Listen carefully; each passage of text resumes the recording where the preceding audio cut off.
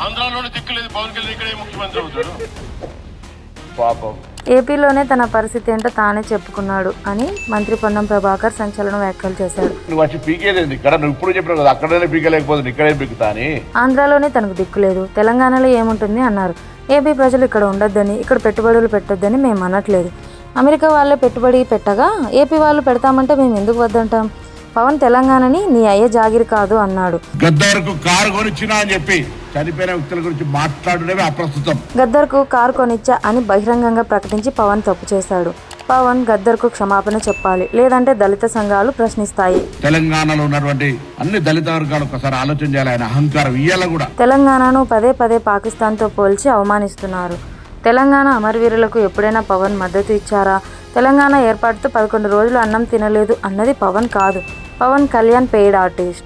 2 రాష్ట్రాల మధ్య స్నేహపూర్వక వాతావరణం కోసం మేము ప్రయత్నం చేస్తున్నాము. తెలంగాణ ప్రభుత్వం ఆయనను తెలంగాణ గెస్ట్గా ఇచ్చిన ప్రోటోకాల్. కొండగట్టుకు పవన్ వస్తే తెలంగాణ చీఫ్ గెస్ట్గా ప్రభుత్వం ఏర్పాట్లు చేసింది. కొండగట్టుకు పైసలు ఇచ్చామంటున్నారు. ఏమనంటే కొండగట్టుకు పైసలు ఇచ్చినండి.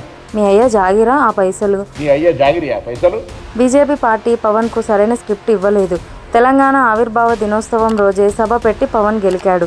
తెలంగాణలో పవన్ తిరుగుతా అంటే మాకు అభ్యంతరం లేదు.